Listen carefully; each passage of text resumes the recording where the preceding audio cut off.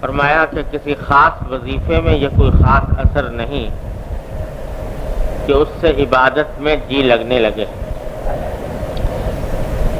اسی طرح اس کی اور کوئی تدبیر بھی نہیں۔ اسی واسطے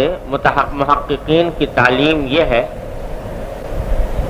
کہ اس کا انتظار نہ کرے، کام میں لگا رہے، اور جتنی توجہ اور مداومت اختیار میں ہے اس میں کوتاہی نہ کرے،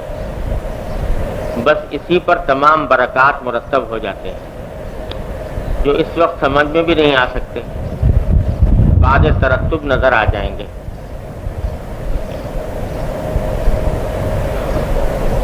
ذکر کا بیان چل رہا ہے کئی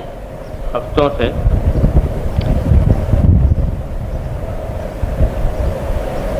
اور جو ارشاد میں نے ابھی آپ کے سامنے پڑھا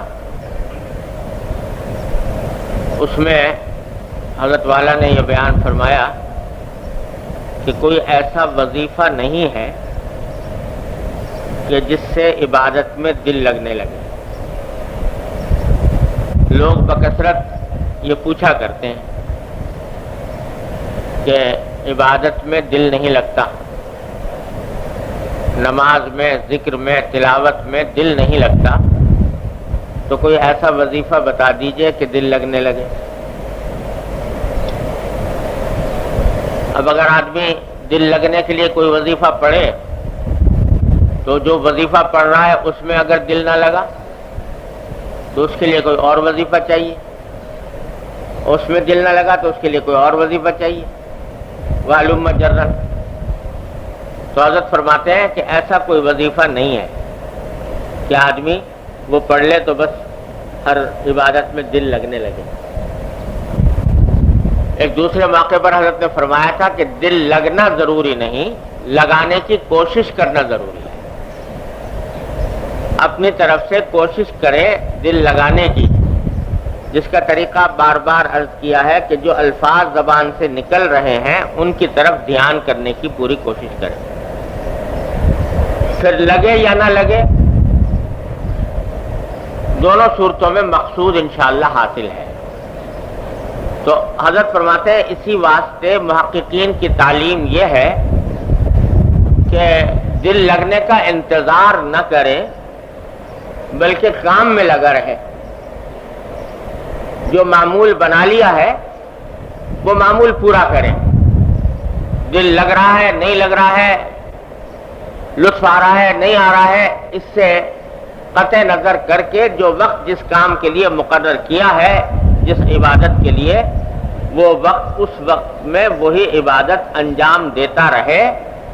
اور جتنی توجہ کرنا اختیار میں ہے اتنی توجہ بھی کرے، اور جتنی پابندی اختیار میں ہے وہ پابندی بھی کرے۔ کہتے ہیں اس میں کوتاہی نہ کرے کہ جو وقت مقرر کیا ہے کسی عبادت کا اس کی پابندی پوری ہو، اور اپنی طرف سے توجہ اس کی طرف لگانے کی کوشش پوری ہو، بس۔ اس کے بعد فرماتے ہیں کہ اسی پر تمام برکات مرتب ہو جاتے ہیں۔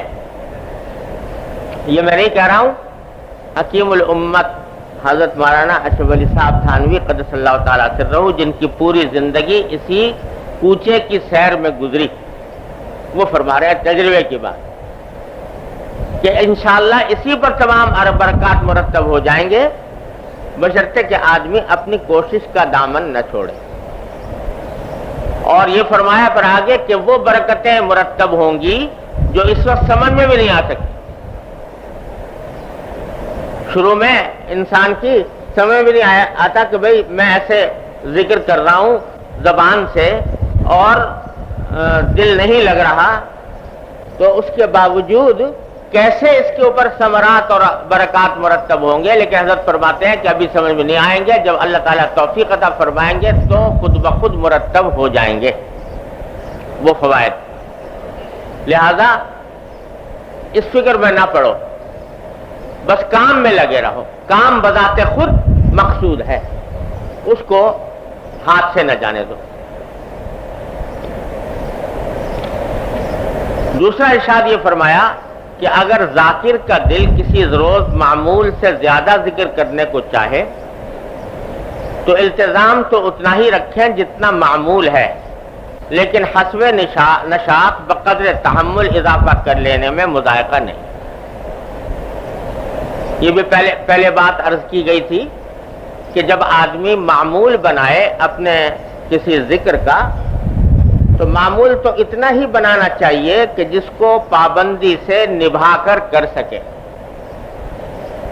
اپنے سارے حالات کو مد نظر رکھتے ہوئے کہ بھئی پتہ نہیں مجھے وقت ملے نہ ملے، لہذا بس اتنا بناؤں کہ جو پابندی سے کر سکوں۔ لیکن بعض اوقات ایسا ہوتا ہے کہ معمول تو بنایا تھوڑا، جب وہ کر کے فارغ ہوئے تو دل میں دل چاہ رہا ہے کہ میں اور کروں، ذکر اور زیادہ کروں۔ تو حضرت فرماتے ہیں معمول تو اتنا ہی رکھے جو بنایا ہوا ہے، لیکن جتنا دل چاہ رہا ہے مزید کرنے کو تو وہ کر لے، کوئی مذائقہ نہیں اس میں، لیکن معمول اتنا ہی رکھے تاکہ ایسا نہ ہو کہ آج تو زیادہ کرنے کو دل چاہ رہا ہے اور زیادہ کر بیٹھے اور ان کو معمول میں داخل کر لیا، کل کو وہ صورت باقی نہ رہی تو آدمی چھوڑ کے بیٹھ گیا۔ یہ نہ ہونا چاہیے، تھوڑا ہو مگر پابندی سے ہو تو اس میں برکت زیادہ ہوتی ہے، اللہ تعالیٰ کی طرف سے اس کے اوپر زیادہ انشاءاللہ اجر و ثواب اور اس کے ثمرات و برکات زیادہ اللہ تبارک و تعالیٰ عطا فرماتے ہیں۔ بلکہ بہت سے مشائخ کا معمول تو یہ ہے کہ جب شروع میں کوئی اللہ کا بندہ ذکر کی طرف متوجہ ہوتا ہے تو بعض اوقات اس میں جوش و خروش زیادہ ہوتا ہے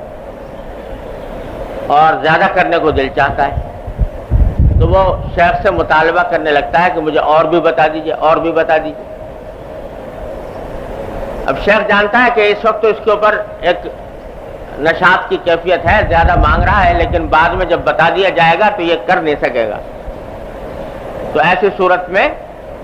مشائخ یہ کہتے ہیں جو کچھ تمہیں جتنے اذکار بتائے گئے ہیں اگر زیادہ کرنے کو دل چاہے تو انہی کو دہرا لو بجائے کسی نیا ذکر کرنے کے، انہی کو دہرا لو۔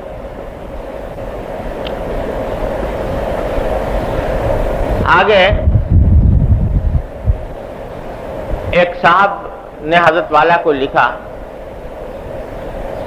کہ میں جب گھر میں ذکر کرنے بیٹھتا ہوں تو گھر میں بیوی ہے، بچے ہیں، گھر والے ہیں، تو ان کے پاس رہتے ہوئے اور ان کے ساتھ رہتے ہوئے ذکر کرنا بڑا مشکل ہوتا ہے۔ کبھی کوئی بچہ سامنے آ گیا، اس کی کوئی مسئلہ کھڑا ہو گیا، کوئی بیوی سامنے آ گئی، اس کا کوئی مسئلہ کھڑا ہو گیا، بہن بھائی آ گئے، کوئی اور گھر والے آ گئے، تو ذکر کرنا مشکل ہوتا ہے گھر میں رہتے ہوئے۔ تو کیا گھر کے بجائے میں مسجد میں جا کے ذکر کر لیا کروں تاکہ یکسوئی کے ساتھ ہو جائے؟ تو حضرت نے جواب جو دیا وہ سمجھنے کا ہے۔ فرمایا کہ اگر بال بچوں کے ساتھ گھر رہ کر ذکر نہ ہوتا ہو تو اس کا علاج یہ ہے کہ بالقصد ایسا اہتمام کرے کہ اگر گھر کے علاوہ دوسری جگہ میسر ہو تب بھی گھر ہی میں ذکر کرے۔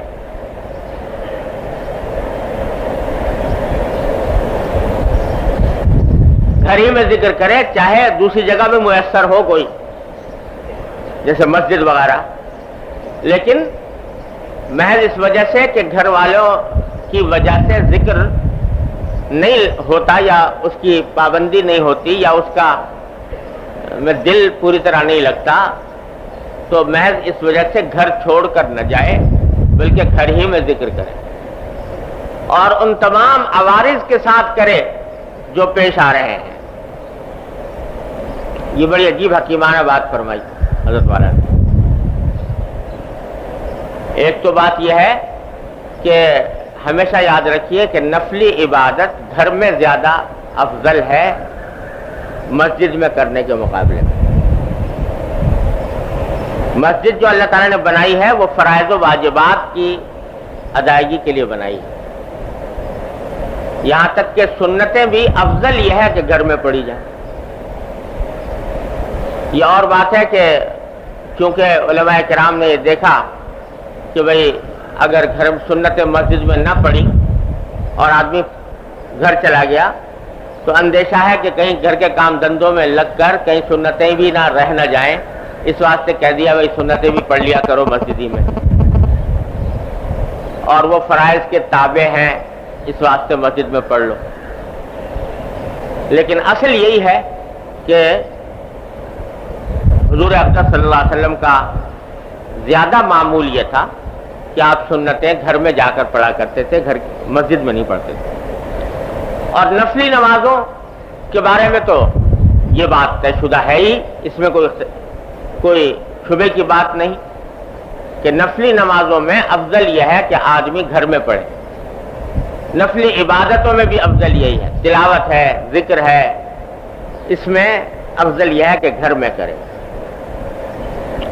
فرائض اور واجبات میں لوگوں کے سامنے فرائض و واجبات ادا کرنا مطلوب ہے، علی الاعلان۔ یہ اسلام کے شعائر ہیں، علی الاعلان ان کو انجام دینا چاہیے۔ اور نفلوں میں مطلوب ہے کہ آدمی جتنی تنہائی ہو سکے اتنا بہتر ہے، اللہ تبارک و تعالیٰ کی عبادت اس طرح کرے کہ بس وہ ہو اور اس کا اللہ ہو۔ تو نفلی عبادتوں میں افضل یہی ہے کہ گھر میں کرے، کوئی جب تک کہ کوئی عارض پیش نہ آئے۔ تو ایک تو یہ بات ہے کہ اب اگر ذکر کر رہا ہے تو بہتر یہ ہے کہ گھر میں کرے، مسجد میں کرنا جو ہے وہ گھر کے مقابلے میں افضل نہیں ہے۔ دوسری بات یہ ہے جو اصل میں حضرت یہاں جس کو بیان فرما رہے ہیں وہ یہ کہ ارے بھائی بیوی بچوں سے کہاں تک بچو گے، گھر والوں سے کہاں تک بھاگو گے، وہ تو تمہارے دم دم کے ساتھ ہیں۔ گھر میں جب رہ رہے ہو تو اس میں گھر والے بھی ہوں گے، اعزاء احباب بھی ہوں گے، بیوی بچے بھی ہوں گے، سبھی کچھ ہوگا، کہاں تک بچو گے ان سے؟ لہذا طبیعت کو اس بات کا عادی بناؤ کہ انہی کے ساتھ رہتے ہوئے اللہ کا ذکر جاری رہے۔ اور پھر حضرت نے اس کی مثال یہ دی کہ گھوڑے کے جو سائز ہوتے ہیں ان کا معمول یہ ہے کہ گھوڑا جس چیز سے چمکتا ہو اس سے دور کرنے کا اہتمام نہیں کرتے کہ ہمیشہ کی مصیبت ہے، بلکہ اسی چیز کے سامنے آنے اور دیکھنے کا خوگر بناتے ہیں یہاں تک کہ چمک نکل جاتی ہے۔ وہ کہتے ہیں جو گھوڑا پالنے والے، گھوڑا چلانے والے لوگ ہوتے ہیں، تو اگر ان کو یہ پتا چلے کہ گھوڑا جو ہے فلاں چیز سے بدکتا ہے، چمکتا ہے، یعنی بے قابو ہو جاتا ہے، فلاں چیز کو دیکھ کر بے قابو ہو جاتا ہے،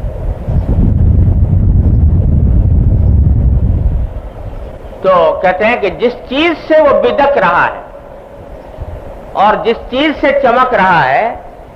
وہی اس کو بار بار لا کر دکھاتے ہیں تاکہ اس کی طبیعت اس سے خوگر ہو جائے، عادی بن جائے۔ ورنہ آج اس چیز سے چمک رہا ہے، کل کسی اور چیز سے چمکے گا تو روز روز کی مصیبت کھڑی ہو جائے گی۔ لہذا اسی کو سامنے لا کر عادی بناتے ہیں گھوڑے کو کہ بھئی تاکہ اس کی طبیعت اس کو قبول کر لے اور اسی کے ساتھ یہ اپنا کام انجام دے۔ تو حضرت فرماتے ہیں کہ بیوی بچے ایسی چیز ہے کہ ان سے تو چھٹکارا ہے نہیں، اور اللہ دے بھی نہ چھٹکارا،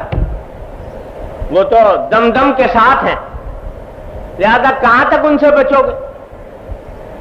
عادی اس بات کا بناؤ اپنے آپ کو کہ انہی کے ساتھ رہتے ہوئے اللہ جل جلالہ کا ذکر ہوتا رہے۔ ٹھیک ہے تھوڑی سی رکاوٹ پیدا ہوئی کہ بچہ آ گیا سامنے اور اس کی وجہ سے اس نے کوئی ایسا کام کر دی کہ بیچ میں رکاوٹ پیدا ہو گئی، چلو ہو جانے دو، اس رکاوٹ کو دور کر کے پھر لگ جاؤ ذکر کے اندر۔ لیکن یہ سمجھنا کہ بیوی بچوں سے ہٹ کے جاؤں گا ذکر کروں گا تو اس کی کوئی ضرورت نہیں اور اس سے کوئی فائدہ بھی نہیں۔ جب انہی میں رہ کر اللہ تبارک و تعالیٰ کا ذکر کرو گے، باوجود رکاوٹوں کے کرو گے، تو اللہ جل جلالہ کی طرف سے اجر بھی زیادہ ہوگا، اور رفتہ رفتہ پھر یہ جو رکاوٹیں ہیں وہ انشاءاللہ دور بھی ہوں گی. لہذا اس فکر میں نہ رہو کہ کہیں علیحدہ جا کے خانقاہ میں بیٹھیں گے یا کسی مسجد میں جا کر بیٹھیں گے, گوشے میں بیٹھ کر ذکر کریں گے, وہی کرو. اللہ تبارک و تعالیٰ نے یہ دنیا کے جو دنیا کی جو چیزیں بنائی ہیں یہ بھی اللہ تبارک و تعالیٰ کی بنائی ہوئی ہیں, اور ان کے بھی حقوق ہیں, اور ان کے ساتھ تعلقات بھی در حقیقت اللہ جل جلالہ کے تعلق ہی کا پرتو ہے. لہذا ان سے گھبرانے کی بات نہیں, ان سے بھاگنے کی بات نہیں, انہی میں رہتے ہوئے کرو. اور اصل بات تو یہ ہے کہ ان کے تعلقات بھی جیسا میں نے عرض کیا اللہ جل جلالہ کے تعلقات کا پرتو ہے, تو ان سے تعلق بھی رکھو اللہ کے لیے. بچوں سے بھی تعلق جو ہے وہ اللہ کے لیے ہے, نبی کریم صلی اللہ علیہ وسلم کی سنت کی اتباع میں ہے. بیوی سے جو تعلق ہے, والدین سے جو تعلق ہے, بہن بھائیوں سے جو تعلق ہے, سارے تعلقات اللہ جل جلالہ ہی کے تعلق کا پرتو ہو اور ان کے احکام کو بجا لانے کی خاطر ہوں, تو کچھ بھی مضر نہیں. یہ اگر بیچ میں آ بھی گئے تو کچھ بھی مضر نہیں, اور یہ اللہ کے ذکر سے غافل کرنے والے نہیں بنیں گے. اللہ تعالیٰ کے ذکر کو یہ سے تم کو ہٹائیں گے نہیں. جتنا ذکر زبان سے ادا ہو گیا وہ زبان سے ہو گیا, اور جو ان کے حق ادا کرنے کے اندر اللہ کے حکم کی اطاعت ہوئی وہ عملی ذکر ہو گیا. لہذا ذکر کے منافی نہیں, اس سے بھاگنے کی کوشش نہ کرو. لا الہ الا اللہ. پھر آگے فرمایا کہ زیادہ قرب لا الہ الا اللہ میں ہے کہ یہ معصور ہے, اور دوسرے اذکار الا اللہ یا اللہ اللہ مصلحت یکسوئی کے لیے تجویز ہوئے ہیں, لیکن تجربے سے ذکر معصور اوفق بالطبع ہے اور اس لیے انفع بھی ہے. آپ نے شاید نام سنا ہوگا, ایک بزرگان چشت کے ہاں چشتی سلسلے میں 12 تسبیحات کا ذکر ہوتا ہے. وہ در حقیقت ہیں 13 تسبیحات, لیکن ان کو 12 تسبیح کہتے ہیں, 12 تسبیحات. اس میں لا الہ الا اللہ ہوتا ہے 200 مرتبہ, پھر 400 مرتبہ الا اللہ ہوتا ہے, اور پھر 600 مرتبہ اللہ اللہ ہوتا ہے, اور آخر میں ایک تسبیح یعنی 100 مرتبہ اللہ, صرف اللہ کا ذکر ہوتا ہے. یہ 12 تسبیح کہلاتی ہے. اور اس کا ایک خاص طریقہ بھی بزرگان چشت کے ہاں ہے کہ وہ آدمی 4 زانو بیٹھے اور لا الہ الا اللہ جب کہے تو ایک خاص طریقے سے ضرب لگانے کی تعلیم دی جاتی ہے. تو حضرت فرما رہے ہیں کہ ان تمام اذکار میں جو اصل زیادہ قرب ہوتا ہے اللہ تبارک و تعالیٰ سے وہ لا الہ الا اللہ میں ہے. یہ افضل الذکر ہے. تمام اذکار میں سب سے زیادہ افضل جو ہے وہ لا الہ الا اللہ کا ذکر ہے. اور اس کو صوفیاء کرام نفی و اثبات کا ذکر بھی کہتے ہیں اصطلاح میں. لا الہ الا اللہ اس کا ذکر میں قرب زیادہ ہے. اور دوسرے جو ساتھ لگے ہوئے الا اللہ, مثلا الا اللہ کا بھی ذکر کرتے ہیں, تو فرمایا کہ وہ محض یکسوئی حاصل کرنے کے لیے تجویز کیے گئے ہیں, لیکن لا الہ الا اللہ میں زیادہ قرب ہے اللہ تبارک و تعالی سے, اور یہ افضل بھی ہے. اسی لیے ہمارے حضرات اور خاص طور سے حضرت حکیم الامت قدس اللہ تعالیٰ سرہ, اللہ تعالیٰ ان کے درجات بلند فرمائیں, اپنے متوسلین کو لا الہ الا اللہ کا ذکر زیادہ کثرت سے بتایا کرتے تھے. 12 تسبیح بھی, لیکن بہت اکثر و بیشتر بہت سے لوگوں کو 12 تسبیح کے بجائے لا الہ الا اللہ کا ذکر کثرت سے بتاتے تھے کہ 500 مرتبہ یا 1000 مرتبہ, بعض لوگوں کو اس سے بھی زیادہ تلقین فرماتے تھے کہ یہ ذکر کرو، لا الہ الا اللہ، لا الہ الا اللہ، لا الہ الا اللہ، کیونکہ فرماتے ہیں کہ اس میں قرب زیادہ ہے اللہ تبارک و تعالیٰ سے، اور اس کا یہ افضل الذکر بھی ہے۔ اور سب سے بڑی بات یہ کہ یہ ذکر معصور ہے، یعنی نبی کریم صلی اللہ علیہ وسلم سے ثابت ہے۔ الا اللہ اور اللہ اللہ یہ کسی حدیث میں وارد نہیں ہوا، اور جو برکت اور نور معصور ذکر میں ہے تو وہ دوسرے اذکار میں نہیں،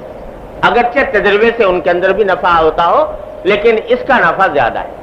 لہذا لا الہ الا اللہ کا ذکر جو ہے وہ زیادہ کثرت سے کرنا چاہیے، اور علاوہ معمول کے چلتے پھرتے بھی لا الہ الا اللہ کی کثرت رکھنا بڑا فائدہ مند ہے۔ میرے شیخ حضرت ڈاکٹر صاحب قدس اللہ تعالی سرہ کا تو تقریباً تکیہ کلام ہو گیا تھا لا الہ الا اللہ، اور وہ ہر وقت جہاں کوئی بات ہوئی تو لا الہ الا اللہ زبان پر بے ساختہ آ جاتا تھا، باتیں کرتے ہوئے، بیان کرتے ہوئے اور چلتے پھرتے لا الہ الا اللہ بکثرت زبان پر جاری رہتا تھا۔ اور اگر عادت ڈال لیں تو یہ بڑی نفیس عادت ہے، اللہ تعالی ہم سب کو اس کا خوگر بنا دے کہ چلتے پھرتے اٹھتے بیٹھتے زبان پر لا الہ الا اللہ۔ البتہ جب لا الہ الا اللہ کا باقاعدہ ذکر کیا جائے تو اس میں کبھی کبھی تھوڑے وقتوں سے محمد الرسول اللہ کا بھی اضافہ کر لینا چاہیے۔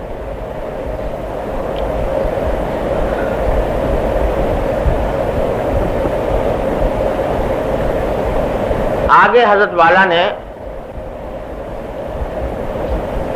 تہجد کے باب میں ایک اہم بات بیان فرمائی ہے، اس کو پہلے اس کی تھوڑی سی تفصیل عرض کر دوں۔ تہجد کی نماز جس کو صلاۃ اللیل بھی کہتے ہیں، رات کی نماز، یہ بڑی عظیم نعمت ہے۔ کہنے کو تو یہ فرض یا واجب نہیں ہے، اللہ تعالیٰ نے اپنے بندوں پر رحمت اور شفقت کرتے ہوئے اس کو فرض قرار نہیں دیا کہ ہر آدمی کے ذمہ لازم ہو کہ وہ ضرور تہجد پڑھے اور ضرور رات کی نماز پڑھے۔ اگر ایسا کر دیتے تو ہم جیسے کمزور لوگ پتہ نہیں کہاں جاتے۔ اللہ تعالیٰ نے فرض لازم تو نہیں کیا، لیکن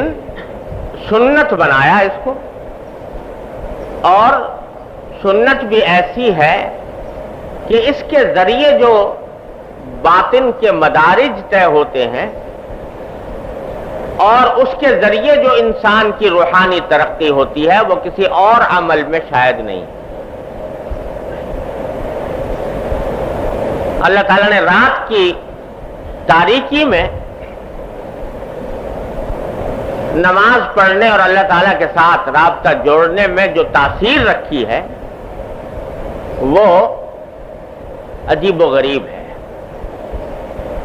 اور کوئی دوسرا عمل اس کی ہمسری نہیں کرتا۔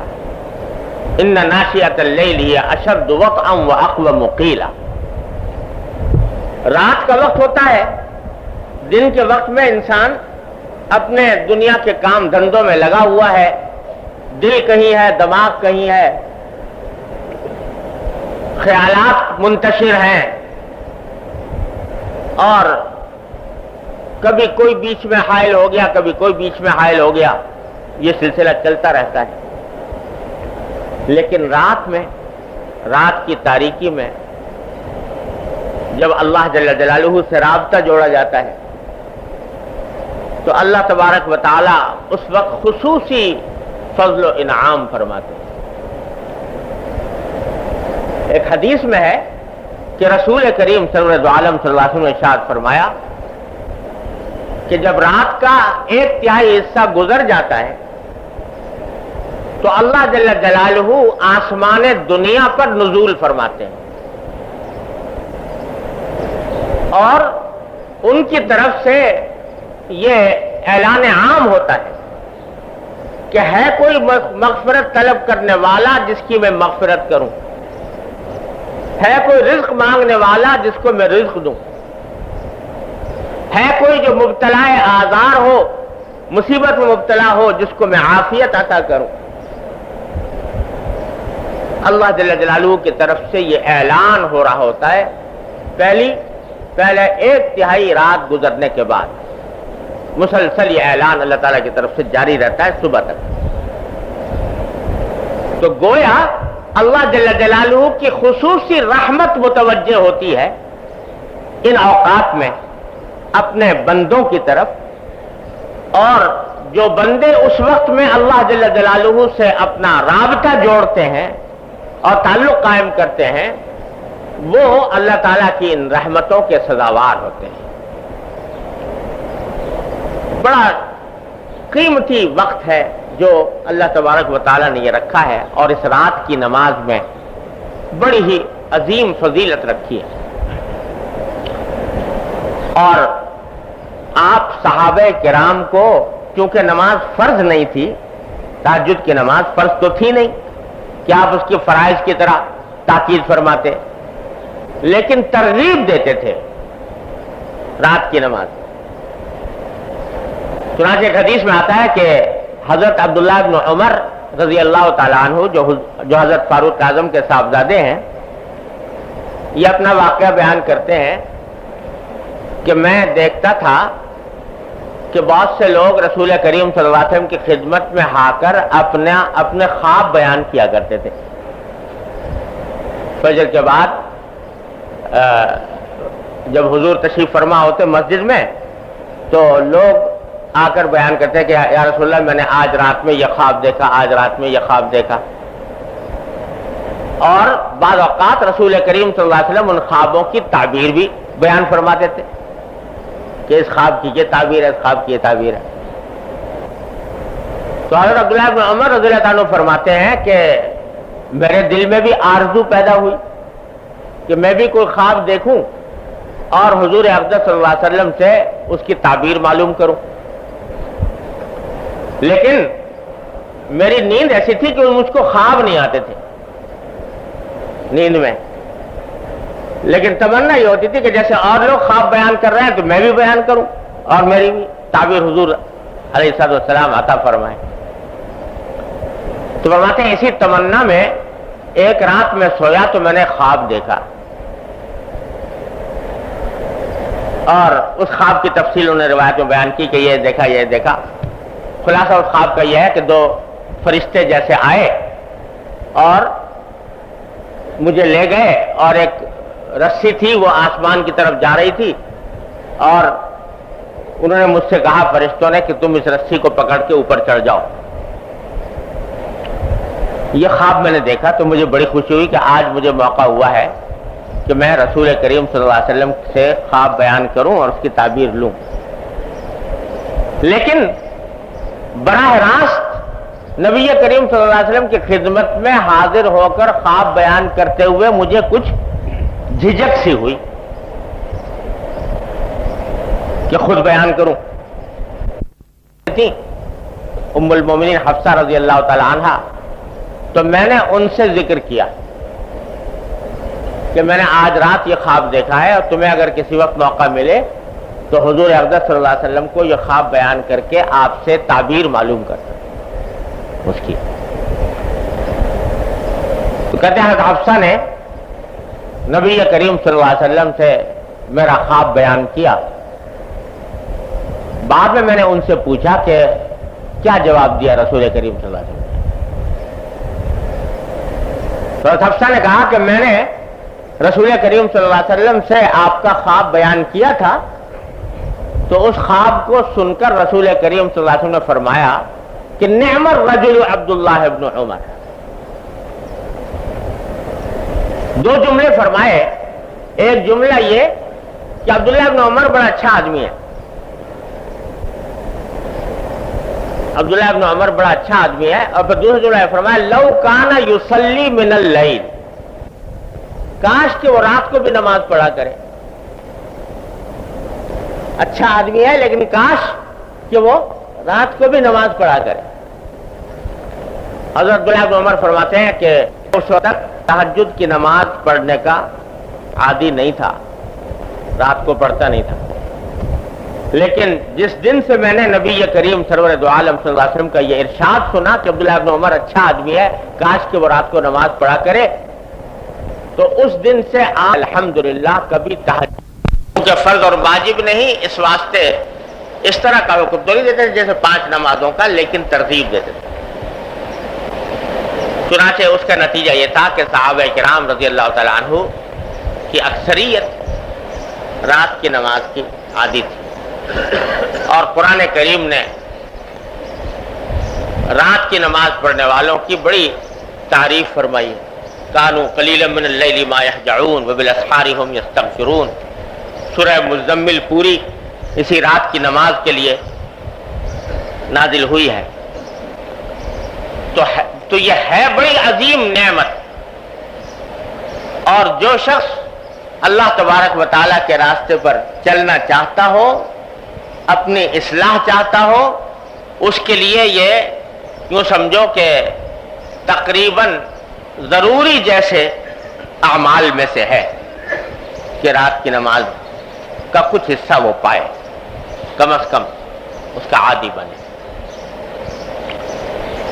البتہ حضرت والا نے جو یہاں پر بات ارشاد فرمائی ہے وہ ہم جیسے کمزور لوگوں کے لیے اس نعمت سے فائدہ اٹھانے کا آسان طریقہ حضرت نے بتایا۔ نماز تہجد کی اصل وقت تو ہے آخر شب، آخری رات کا جو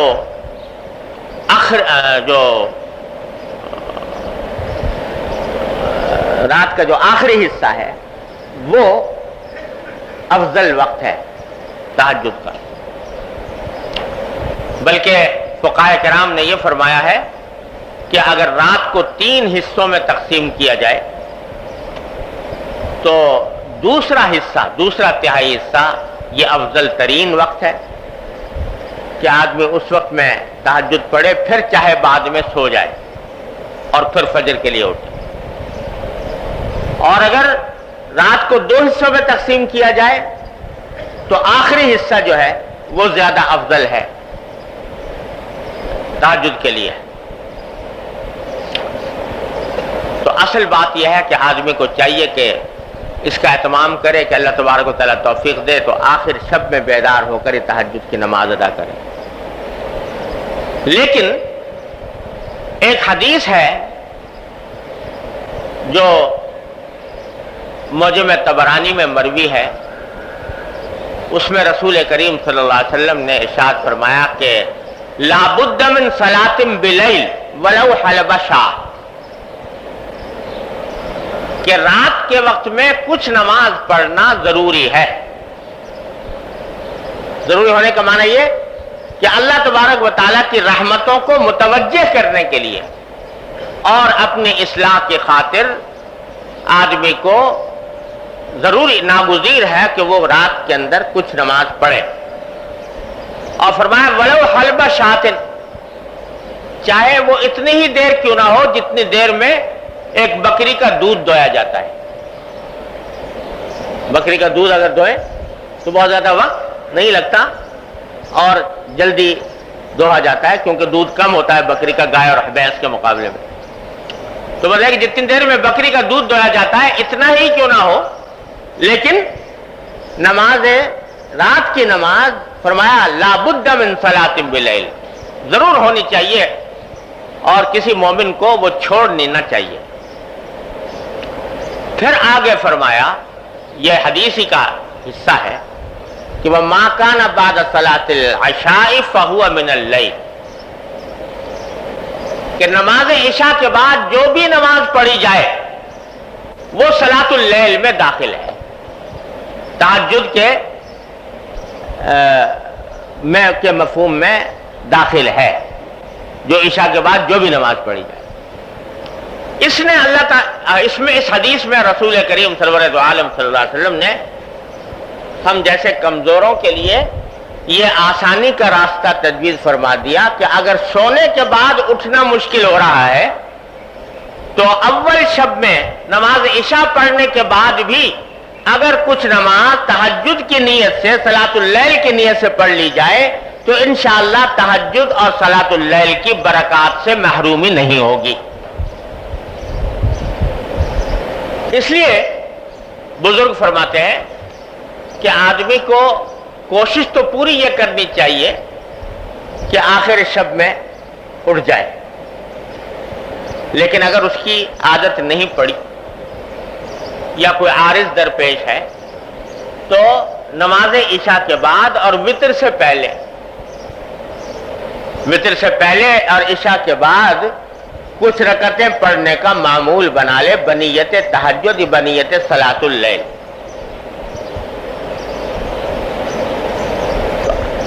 وہ تو روزانہ پابندی سے پڑھے، ساتھ ہی کوشش کرتے رہے کہ آخر شب میں بھی آنکھ کھل جائے، اور آخر شب میں آنکھ کھل جائے تو پھر اس وقت میں جتنی توفیق ہو اس وقت میں پڑھ لے. اور اگر فرض کرو آنکھ نہ کھلی تو کم از کم عشاء اور وتر کے درمیان جو نماز پڑھی ہے وہ صلاۃ اللیل اور تہجد کے حکم میں انشاءاللہ لکھی جائے گی، اور تہجد اور صلاۃ اللیل کی برکات سے مکمل محرومی نہیں ہوگی. تو یہ کام تو بھائی ہر مومن کو کرنا ہی چاہیے کہ عشاء اور وتر کے درمیان کچھ رکعتیں پڑھ لے تہجد کی نیت سے، 4 پڑھ لے، 6 پڑھ لے، 8 پڑھ لے، جتنی توفیق ہو اتنی پڑھ لے. اور پھر کوشش ساتھ میں یہ بھی رہے، لیکن اس کا مطلب یہ نہیں ہے کہ اس پر اکتفا کر کے بیٹھ جائے، بلکہ اپنی یہ کوشش جاری رکھے کہ آخر شب میں بھی میں اٹھوں، اور جب اٹھ جائے تو اس وقت کی نماز بھی ادا کر لے. اور جیسا میں نے عرض کیا کہ یوں تو نماز تہجد کے لیے کوئی خاص تعداد اس طرح کی مقرر نہیں ہے کہ بھئی اتنی ہی پڑھنی ہے ضرور، جتنے بھی موقع مل جائے، 2 پڑھ لے، 4 پڑھ لے، 6 پڑھ لے، 8 پڑھ لے، 10 پڑھ لے، 12 پڑھ لے، سب جائز ہے. اور اس میں سے کچھ اول شب میں پڑھ لے، کچھ آخر شب میں پڑھ لے، یہ بھی جائز ہے. اور البتہ وتر کا حکم یہ ہے کہ اگر آخر شب میں اٹھنے کا پکا یقین ہو تب تو وتر آخر شب میں پڑھنے چاہیے، اور اگر پکا یقین نہیں ہے، پتہ نہیں کہ میری آنکھ کھلے گی کہ نہیں کھلے گی، تو پھر وہ وتر اول رات ہی میں پڑھ لینے چاہیے. پھر اگر فرض کرو آنکھ کھل گئی تو دوبارہ وتر دہرانے کی ضرورت نہیں، صرف تہجد کی نماز پڑھ لے، یہ بھی کافی. لیکن اس طرح عادت ڈالنے کی ضرورت ہے. اور یہ جو میں نے عرض کیا کہ آخر شب میں اٹھنے کی کوشش کرے، اس کے لیے حضرت والا نے ایک اور ہمارے حضرت والا حضرت الامت قدس اللہ تعالیٰ سرہ کا عجیب یہ مزاج تھا کہ کمزور سے کمزور اور بے ہمت سے بے ہمت آدمی کے لیے بھی کچھ نہ کچھ نسخہ تجویز فرما دیتے تھے. کہ کوئی یہی نہیں کہ کوئی باہمت بڑا طاقتور اور مضبوط آدمی ہو تو وہی عمل کر سکتا ہے، نہیں، جو کمزور ہیں، بے ہمت ہیں، ان کے واسطے بھی کوئی نہ کوئی آسان نسخہ ایسا تجویز فرما دیتے تھے کہ عمل کر لیں تو انشاءاللہ اس کا کچھ نہ کچھ نفع ان کو ہو جائے. تو حضرت نے فرمایا جن لوگوں کو آخر شب میں اٹھنے کی عادت نہیں ہے تو وہ ایک کام کر لیں. فرما دیتے کہ اکثر ایسا ہوتا ہے کہ رات کو سوتے سوتے کسی نہ کسی وقت آدمی کی آنکھ کھل جاتی ہے، کبھی قضاء حاجت کے لیے پیشاب وغیرہ کی ضرورت پیش آ گئی، کبھی ویسے ہی آنکھ کھل گئی تھوڑی دیر کے لیے. فرما دیتے کہ اس جب کہ آنکھ کھل گئی تو اس وقت تھوڑی دیر کے لیے بستر پر بیٹھ جاؤ. کیا تو میں نہیں کہتا کہ جاؤ جا کے وضو کرو اور نماز پڑھو، لیکن ابتدا میں جب آنکھ کھلی تو تھوڑی دیر کے لیے بستر پر بیٹھ جاؤ اور بیٹھ کر یہ سوچو کہ یہ وہ وقت ہے جس کے بارے میں حدیث میں آیا ہے کہ اللہ تعالیٰ کی طرف سے پیغام آ رہا ہے، اعلان عام ہو رہا ہے کہ ہے کوئی مغفرت مانگنے والا جس کی میں مغفرت کروں۔ تو یہ تصور کر کے تھوڑی دیر کے لیے دعا کر لو بیٹھ کے، ایک تو اپنی مغفرت کی دعا کر لو اور دوسرے اس بات کی دعا کر لو کہ یا اللہ مجھے تہجد میں آخر شب میں اٹھنے کی توفیق نہیں ہو رہی، اپنے فضل و کرم سے مجھے یہ توفیق عطا فرما دیجئے۔ فرمایا یہ دعا کرو، پڑھ کے سو جاؤ۔ حضرت فرماتے ہیں اگر اتنا ہی کر لو تو جو آدمی یہ کام کر لے گا پابندی سے تو انشاءاللہ اللہ تعالیٰ کی طرف سے اس کو توفیق ہوگی اور ضرور ہوگی انشاءاللہ، اگر پابندی سے یہ کام کر لیں۔ تو ہمارے حضرت والا حضرت قبلہ امت قدس اللہ تعالیٰ سرہ فرماتے تھے کہ حقیقت کا مزاج یہ تھا کہ وہ لوگوں کو لانے کے لیے آسان سے آسان تدبیر بتاتے تھے، جیسے دانہ ڈالا جاتا ہے نا جانور کو، تو اس طریقے سے دانہ ڈالتے تھے۔ اور تجربہ یہ ہے کہ جو شخص یہ کام کر لے گا پابندی سے، کہ جب بھی آنکھ کھلے بیٹھ جائے چند لمحے کے لیے اور دعا مانگ لے اللہ تعالیٰ سے، انشاءاللہ وہ تہجد کی برکات سے محروم نہیں رہے۔ ہمارے حضرت والا حضرت ڈاکٹر صاحب قدس اللہ تعالیٰ سرہ، اللہ تعالیٰ ان کے درجات بلند فرمائے، وہ فرمایا کرتے تھے کہ میاں یہ جو انسان کا نفس ہے نا، اس نفس کو قابو میں کرنے کے لیے کبھی کبھی اس کے ساتھ تدبیر سے کام لینا پڑتا ہے۔ اور پھر اپنی مثال دینے لگے، حضرت والا اپنی مثال دینے لگے۔ یہ آخر دور کی بات ہے جب عمر زیادہ ہو گئی تھی، 80 سال سے زیادہ متجاوز ہو گئی تھی، اور جب سے حضرت والا سے حضرت قبلہ امت قدس اللہ تعالیٰ سرہ سے تعلق ہوا تھا تو ماشاءاللہ تہجد کے عادی تھے اور 2 گھنٹے کے اذکار کا معمول، 2 گھنٹے مسلسل اذکار میں صرف فرماتے تھے۔ تو پھر فرمانے لگے کہ رات میری جب تہجد کے وقت میں بیدار ہوا تو طبیعت میں بڑی کشمکشاہٹ تھی، سستی، طبیعت تھکی ہوئی تھی اور اٹھنے کو دل نہیں چاہ رہا تھا۔ یہ میں بات کر رہا ہوں اس وقت جبکہ 80 سال سے عمر متجاوز ہو چکی تھی، جوانی کی بات نہیں ہو رہی ہے، بڑھاپے میں بھی 80 سال سے زیادہ عمر۔ تو فرمانے لگے کہ طبیعت میں کشمکشاہٹ پیدا ہوئی اور دل نے یہ کہا کہ بھئی تمہاری طبیعت خراب چل رہی ہے، کمزور ہو، تھکے ہوئے ہو، نیند بھی ضروری ہے صحت کے لیے، اگر نیند پوری نہ ہوئی تو بیماری ہونے کا اندیشہ ہے۔ تو ایسے میں تہجد کوئی فرض واجب تو ہے نہیں، لہذا اگر ایسے حالت میں چھوٹ جائے تو کیا مذائقہ۔ یہ طبیعت میں خیال وارد ہوا۔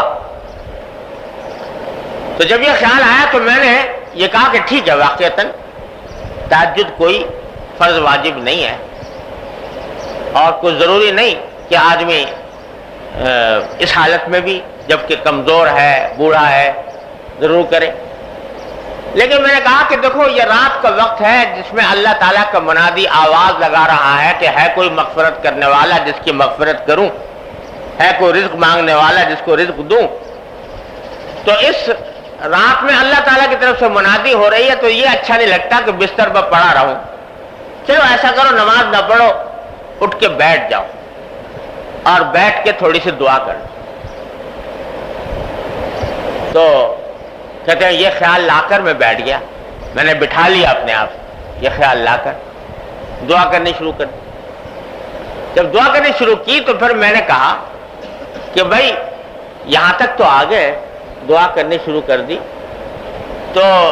یہ دعا بغیر وضو کے کر رہے ہو تو ذرا سا آگے بڑھ کے وضو کر لو.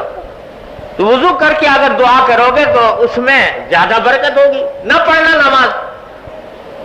لیکن وضو کر کے دعا کر لو.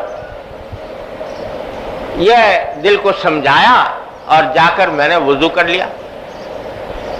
وضو کر کے دعا کرنے بیٹھ. تو پھر بعد میں دل کو کہا کہ یہ یہاں بستر میں بیٹھ کے کر رہے ہو، مصلی میں بیٹھ کے کر لو یہ دعا. تو کرنے لگے میں مصلی پہ جا کے جب پہنچا تو بس اللہ اکبر کر کے نیت باندھ جلدی سے. تو فرمایا کہ انسان کو اپنے نفس کو اس طرح بہلانا پڑتا ہے تب جا کر وہ قابو آتا ہے. جس طرح وہ تمہیں چکر دیتا ہے اور وہ تمہیں بہکاتا ہے تو تم بھی اس کو چکر دو اور تھوڑا سا اس کو بہلا کر لے جاؤ، تھوڑا سا آگے بڑھاؤ. اور تجربہ یہ ہے کہ جب آدمی اپنے نفس کو اس طرح قابو کرنا چاہتا ہے تو اللہ تبارک و تعالیٰ کی طرف سے مدد بھی ہوتی ہے. تو بھائی حضرت والا یہاں پر یہ فرما رہے ہیں کہ بھائی اگر فرض کرو آخر شب میں اٹھنے کی توفیق نہیں ہو رہی تو اتنا کر لو کہ اول شب میں ہی عشاء کے بعد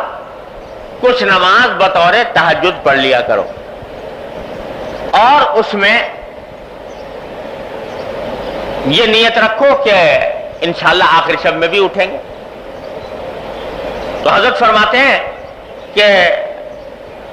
طبرانی کی روایت میں اس کی صاف تصریح ہے کہ اگر کسی کو افضل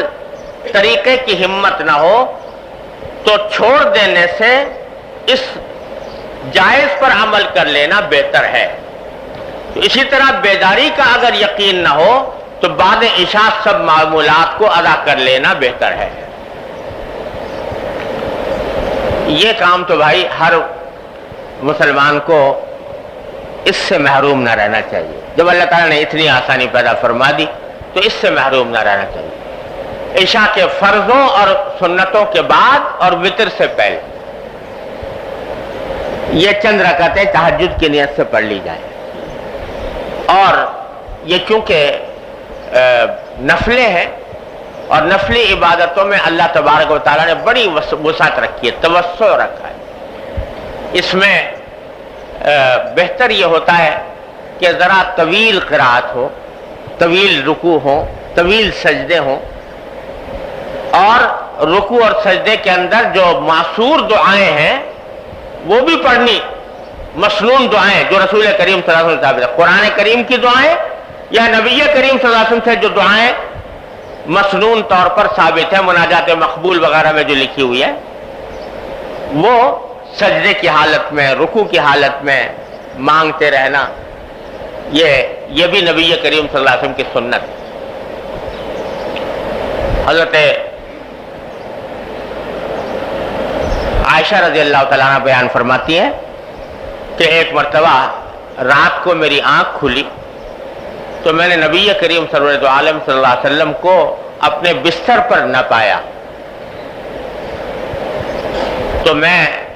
چراغ ہوتے نہیں تھے کمرے میں، تو میں نے ہاتھ سے ٹٹولنا شروع کیا کہ حضور کہاں تشریف لے گئے ہیں. ٹٹولتے ٹٹولتے میرا ہاتھ جو ہے نبی کریم صلی اللہ علیہ وسلم کے مبارک انگوٹھے، پاؤں کے انگوٹھوں پر پڑا، اور وہ انگوٹھے کھڑے ہوئے تھے، یعنی سجدے کی حالت میں تھے. آپ تہجد پڑھ رہے تھے، سجدے کی حالت میں تھے. پھر میں نے جب قریب پہنچی تو میں نے سنا کہ رسول کریم صلی اللہ علیہ وسلم سجدے کی حالت میں ہیں اور یہ فرما رہے ہیں کہ اللہم انی اعوذ برضاک من سخطک وبمعافاتک من عقوبتک واعوذ بک منک لا احصی ثناء علیک انت کما اثنیت علی نفسک. یہ دعا مانگ رہے ہیں سجدے میں کہ اللہم انی اعوذ برضاک من سخطک، یا اللہ میں آپ کی ناراضگی سے آپ کی رضامندی کی پناہ مانگتا ہوں. اس بات سے پناہ مانگتا ہوں کہ آپ مجھ سے ناراض ہو جائیں، آپ کی رضا کی پناہ مانگتا ہوں آپ کی ناراضی سے، اور آپ کے عذاب سے پناہ مانگتا ہوں، آپ کے عذاب سے پناہ مانگتا ہوں آپ کی معافی کی، کہ آپ مجھے معاف کر دیں، کہ مجھے عذاب نہ دیں۔ تو یہ معصور دعائیں آپ پڑھ رہے تھے حالت سجدہ میں، اس لیے تمام نفل نمازوں میں بالعموم اور تہجد اور صلاۃ اللیل میں بالخصوص رکوع میں اور سجدے میں علاوہ جو اس کے اذکار ہیں، سبحان ربی العظیم، سبحان ربی الاعلی وغیرہ، اس کے علاوہ جو دوسرے دعائیں ہیں دوسری، وہ بھی پڑھی جا سکتی ہیں۔ اور جب آدمی ذرا اہتمام اور توجہ سے یہ دعائیں پڑھے تو صلاۃ اللیل کا لطف اور اس کے ذریعے اللہ تبارک و تعالیٰ کے ساتھ تعلق میں قوت ایسی پیدا ہوتی ہے کہ جو اور کسی عمل میں مشکل سے ہوتی ہے۔ رات کی نماز میں اللہ نے بڑا عجیب معاملہ رکھا ہے۔ حضرت شیخ عبد القادر جیلانی رحمۃ اللہ علیہ، اللہ تعالیٰ ان کے درجات بلند فرمائیں، یہ آپ سب جانتے ہیں بڑے درجے کے اولیاء اللہ میں سے ہیں۔ تو جب ان کی ولایت اور ان کی بزرگی کی شہرت ہوئی تو وہاں ایک ریاست تھی جس کا نام تھا نیمروز۔ نیمروز کی ایک ریاست تھی، اس کے بادشاہ نے حضرت شیخ عبد القادر جیلانی رحمۃ اللہ علیہ کی خدمت میں پیشکش کی کہ میں اپنی یہ ساری سلطنت آپ کو دینے کے لیے، آپ کی خدمت میں پیش کرنے کے لیے تیار ہوں، آپ یہ خدمت، یہ ساری سلطنت میری طرف سے ہدیے کے طور پر لے لیں، پوری ریاست، نیمروز کی ریاست مجھ سے لے لیں۔ نیمروز نام تھا ایک ریاست کا، اور یہ فارسی لفظ ہے جس کے معنی ہوتے ہیں آدھا دن۔ نیمروز کے معنی آدھا دن، لیکن نام تھا ایک ریاست کا۔ تو وہ ریاست حضرت شیخ عبد القادر جیلانی رحمۃ اللہ علیہ کی خدمت میں پیش کی تو حضرت نے جواب میں 2 شعر لکھ کے بھیجے، عجیب و غریب شعر ہیں جو انہی کے مقام کا آدمی کہہ سکتا ہے۔ فارسی میں ہے کہ کیوں چتر سنجری رخ بختم سیاہ باد، کیوں چتر سنجری رخ بختم سیاہ باد، گر دل اگر بود ہوس ملک سنجرم، زاگاہ کے یافتم خبر از ملک نیم شب، من ملک نیم روز بدانگے نمی خرم۔ فرمایا کہ سنجر بھی ایک ریاست حکومت تھی، اس کا جو بادشاہ تھا وہ کالے رنگ کا تاج پہنا کرتا تھا اپنے سر کے اوپر۔ تو حضرت نے فرمایا کہ اگر میرے دل میں کسی بھی سلطنت، حکومت، کسی بھی ملک کی ذرا سی بھی حرص ہو تو اللہ میری قسمت کو ایسا کالا کر دے جیسے کہ سنجر کے بادشاہ کا تاج کالا ہے۔ سنجر کے بادشاہ کا تاج کالا تھا، تو جس طرح وہ کالا ہے اللہ میرے مقدر کو ویسا کالا کر دے۔ کیوں چتر سنجری رخ بختم سیاہ آباد، جس در دل اگر بود ہوس ملک سنجرم۔ پھر فرمایا کہ زانگاہ کے یافتم خبر از ملک نیم شب، تم مجھے نیمروز کی سلطنت پیش کر رہے ہو، نیمروز کے معنی آدھا دن، تو جب سے میں نے نیم شب کی سلطنت حاصل کی ہے، یعنی آدھی رات کی سلطنت، یعنی تہجد اور صلاۃ اللیل، جب سے میں نے آدھی رات کی سلطنت حاصل کی ہے تو میں آدھے دن یعنی نیم روز کی سلطنت کو ایک دمڑی کے عوض بھی خریدنے کو تیار نہیں، جو نعمت اللہ تعالیٰ نے مجھے صلاۃ اللیل میں عطا فرما دی۔ تو اللہ تبارک و تعالیٰ اپنے فضل و کرم سے اس کا کچھ حصہ ہمیں بھی عطا فرما دے۔ حضرت سفیان ثوری رحمۃ اللہ علیہ فرماتے ہیں کہ اللہ تبارک و تعالیٰ نے ہمیں صلاۃ اللیل میں جو लज्जत अता फरमाई है और उसका जो नफा अता फरमाया है, अगर दुनिया के बादशाहों को उसकी हवा लग जाए